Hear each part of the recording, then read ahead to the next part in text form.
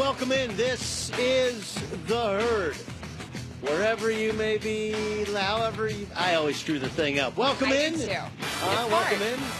Along with Christine Leahy, I'm Doug Gottlieb in for Colin. Yes, I'm wearing a tie. They put it in my dress room, and I was like, yeah, I'll wear it, sure. They're like, you look so weird in the tie. I've been on the television set in the tie several times before. I mean, this is a more relaxed show, so had I known you were wearing a suit and tie today, I would have, you know. I'm not actually wearing a suit and tie. I'm naked underneath the desk. I just have a tie up front. Okay. Well, I hope we don't do any side shots. We do not. No, I have jeans and some kicks on. I'm still good. Okay. Anyway, Christine's with us with the news. The great Rod Woodson's going to join us on this couch. Outside of Deion Sanders, you could make the argument he's the best defensive back in the history of the league. That good. That good. And then he switched to safety after he got hurt. So Rod Woodson's going to join us. We'll talk about, we got to talk a little about the Steelers, also what went wrong in Oakland this year, and get his sense of how Tom Brady keeps doing it. How does he do it? How does it work? What's the secret sauce of you? We're tracking Tiger Woods, who's playing the South Course down at Torrey Pines. Find out if Tiger can get put some crooked numbers up there. And we got a lot to get to. But first, I want to start with this story. I find it fascinating what's happening in Cleveland. I don't know if you saw this story, but Dan Gilbert would reportedly like to sell the team. Of course, you sell high, right? And never is the value higher than when a team has been to 3 straight NBA finals, won an NBA championship, and has LeBron James on it. He's not from Cleveland. He's a Detroit guy, and things are going bad. And he's, in order to even fix it on the fly this year, if they acquire another body that's going to hurt them against the salary cap, there'll be more luxury tax paid out. And he'll probably have to do that in order to continue to kind of find a way to put a finger in the dike as this Cleveland Cavalier team has been coming apart at the seams seemingly all season long. Now there's this news story that Kyrie Irving threatened to sit out the year with a knee injury or have knee surgery instead of playing another year with LeBron James. I'll do anything it takes, anything, to not play with that guy, to not play in this regime. I just don't like it. I don't like what's going on here. And then, of course, last night, LeBron's the bigger man. LeBron James selected Kyrie Irving as part of his team. I'm the bigger man. Well, LeBron's the good guy. He picked up Kyrie. Kyrie's the bad guy because he left the team. He said, I'll sit out because of a knee injury. Forget about the fact that the reason Kyrie left is playing out all in front of us, right? Because Kyrie knew that LeBron makes all of these decisions and takes no ownership over them. When there's a bad contract, when there's a bad negotiation, when there's a bad fit, hey, the owner's got to spend some money. The GM's got to do a better job. We even saw that story that came out 2 days ago, right? Brian Windhorst saying, well, LeBron's really mad about is they didn't get Paul George. Forget about the fact that the Indiana Pacers, even though the Cavs had negotiated a deal, the Pacers like, we're not giving away Paul George to a team in our own division. We're not doing that. Forget that. Trade him to Oklahoma City, and the Pacers pulled off a better trade. Got killed at the time, but Oladipo and Sabonis are 2 starters for the Pacers. Oladipo's a freaking all-star. It was a great trade. Like, LeBron James isn't even dealing in the reality of what is possible. I wanted Eric Bledsoe. What are you going to send back in return? So you hear stories about, the owner and the GM being called out because they didn't pull off deals. Kyrie's the bad guy because he threatened to sit out and kind of fake a knee injury instead of actually playing with the Cavaliers. Isaiah Thomas looking like a bad fit and a bad guy because he calls out Kevin Love and calls him a liar. And no fingers are ever in any of these stories pointing to LeBron James. You know why? Because that's where the stories come from. He's got to be better. You have to be better at this. And I'm not saying like LeBron James is texting Windhorst and texting all these guys. It doesn't work that way. You tell your guy who tells the story. You tell a guy who tells a guy. But when not one single finger comes back and goes, LeBron could have been better to Kyrie a long time ago. LeBron was the guy who really pushed management to negotiate with Tristan Thompson in this untradeable contract. LeBron wanted that Paul George deal done, and he's really mad, but he's more mad at the Pacers than he is at the Cavs. No. All the fingers point away. You have to be. You cannot be like a Labrador puppy. Where you're like, did you do this? You're like, yeah, I did this. It's so obvious. Is it? It's not. It's obvious to everybody, right? Isn't it?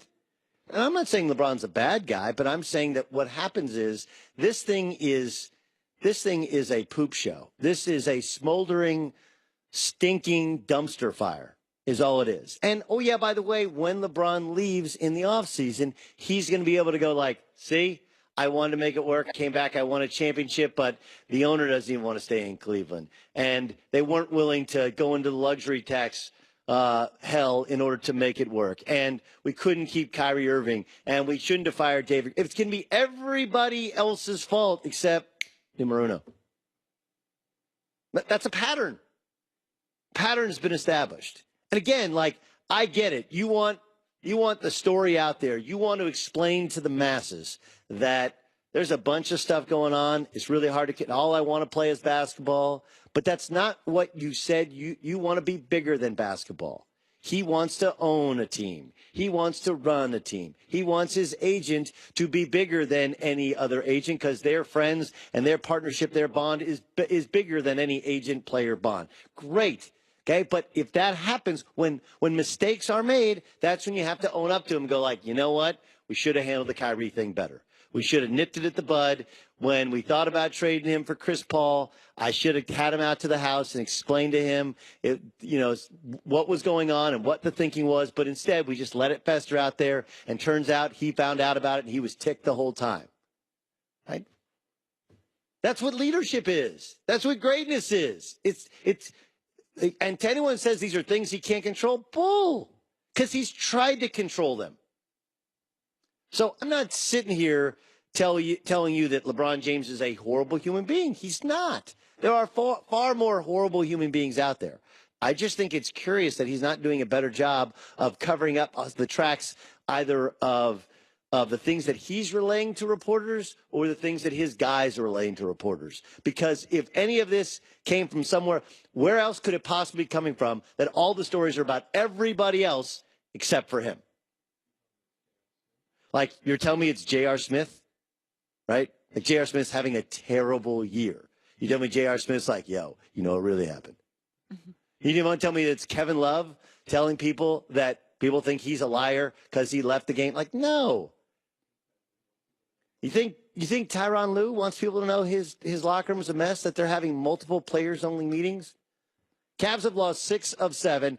Everybody has some form of the blame. Everybody has a little bit of blood in their hands. The only one who's not getting blamed is LeBron James. I find that to be curious. Curious, at least. All right, from what's curious to the big game which is upon us. Let's welcome in a guy who's played in the big game. He's also a Hall of Famer, all-decade team, 75th anniversary team. And he and Deion Sanders, right, the two greatest cornerbacks in modern American football history. Rod Woodson joins us in the herd as we transition from basketball to football. Is that all right? Is it all right if I, like Deion, but Deion gets really upset when people like contextualize his career. Like Tony Romo joked about him not tackling anybody, and Deion kind of went after him. When I put you in that same class with Deion, are you cool with that? What class is that? Of the greats we've ever seen play the game. Well, I'm a humble guy from Fort Wayne, Indiana. I was blessed to play 17 years, and I played blue-collar football. I didn't look at my back. I didn't look at anything else but the guys in front of me. And when I thought I was on the field, I thought I was the best player on the field. You know what's interesting?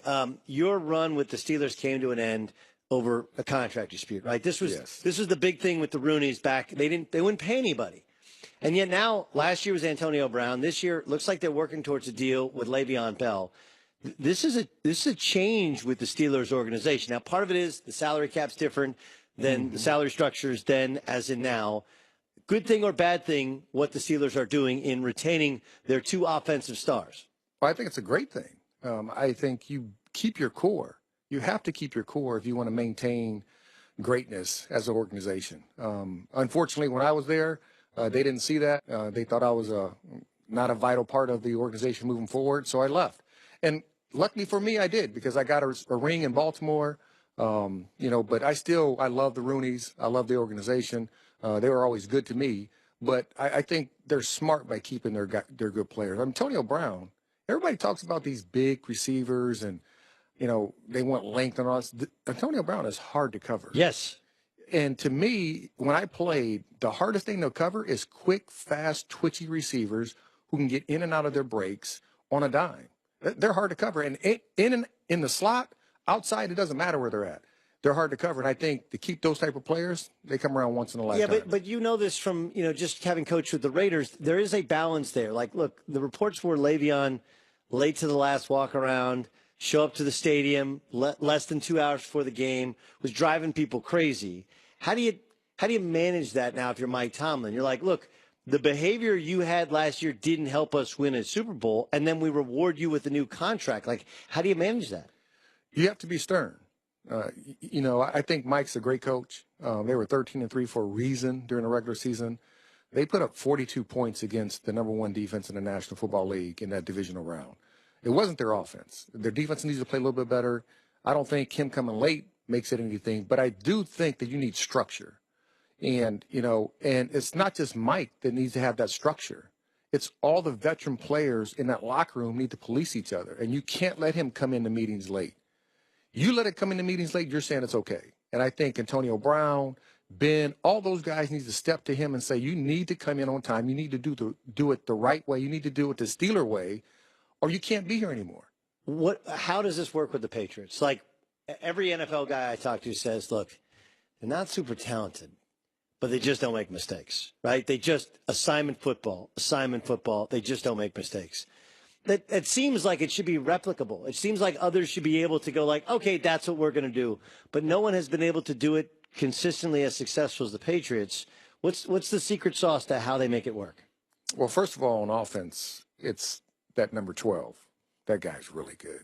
I mean, there's good players who play great, and there's great players. And this guy, 6th-round pick out of Michigan, even though he went to the wrong Big Ten school, has played tremendously well. He's never had a great supporting cast, and I'm no disrespect to the guys that he have today or the guys he's played with, but there's no other Hall of Famers that's gone through that building outside of Randy Moss. And we've seen what he did. Gronk. Well, you can say Gronk, but Gronk got to keep playing.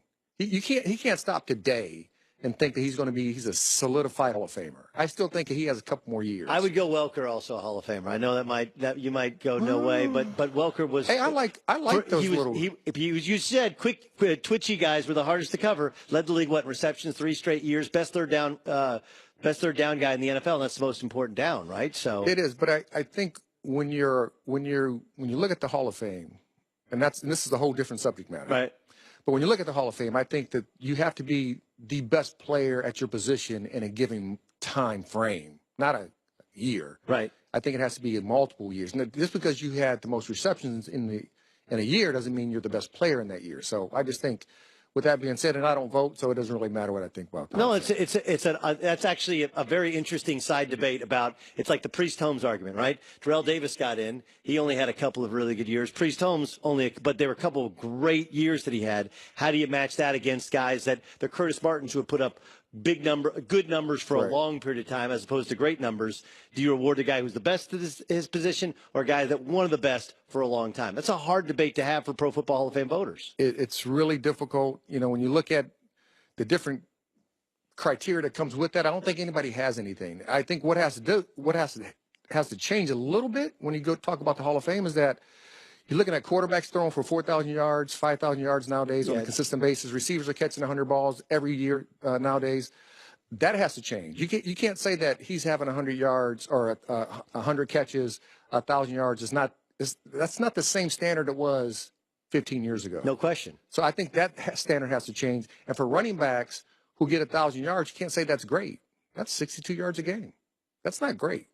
Hall of Famer Rod Woodson joining us in the herd here on Fox Sports 1, Fox Sports Radio. I look at this game and I think we are distracted by the greatness of 12 and by Belichick because the Eagles are so much better with their defense. I mean, their defense has dominated the league. Carson Wentz was going to win the MVP before he got hurt, but even he was only part of the story. The defense has been so dynamic. They do have good playmakers on offense.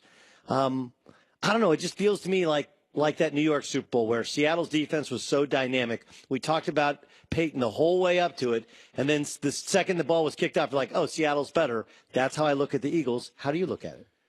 I don't know if the Eagles' defense is that good, but they are good. And I think the mystique of the New England Patriots, I mean, it's like they're a machine. It's like they're Terminators, and they just keep coming back year after year after year.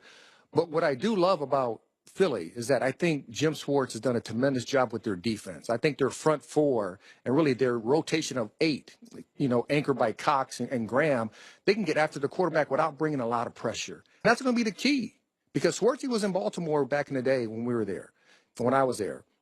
And he understands when you get pressure in the middle against Tom Brady, that helps everybody else. And if you can keep more people back in coverage, that takes away the smaller throwing windows. And if you can do that on a consistent basis, you got an opportunity to beat Tom Brady. But at the end of the day, I think the main key is that Foles, he has to do one thing. It's not beat him with the arms. He's going to have to beat him a couple times with his legs. He has to run and get a couple first downs with his legs.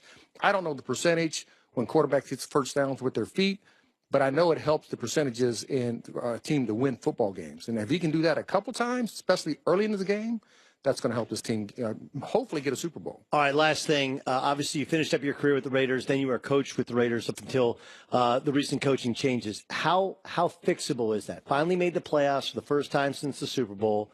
Gruden's going to come in. But you guys, the wide receivers had trouble catching the football this year. The offensive line that was previously dominant was not this year. And obviously the defense had some holes, some personnel holes. How fixable is the silver and black? It's fixable. I think at the end of the day, everybody there has to play better. All the players have to play better. I think number 4 understands that he has to play better in Carr. He's tremendous talent. And if Gruden going back there gets him to play at his best, then they have a chance. But I think at the end of the day, you look at the defense, there's a lot of holes that have to be filled, and they need to fill those. If Gruden is I know there's a GM there, but Gruden's the de facto GM too. When you give a guy $100 million, how many Super Bowls do you need to win for $100 million? Yeah. That's Mark Davis' question. If it's 1, is it 2, is it 3? Can they win it next year? He did it in 1 year in Tampa. See if he can do it again. All right, we'll see if you guys left behind that type of squad. The great Rod Woodson. Rod, thanks so much for joining us. Appreciate it. From one Hall of Famer to another. No, I'm not in the Hall of Fame. Eric Dickerson will join the show upcoming next. I'll ask him, what is the perfect offense for Dak Prescott in Dallas? That's up next in The Herd.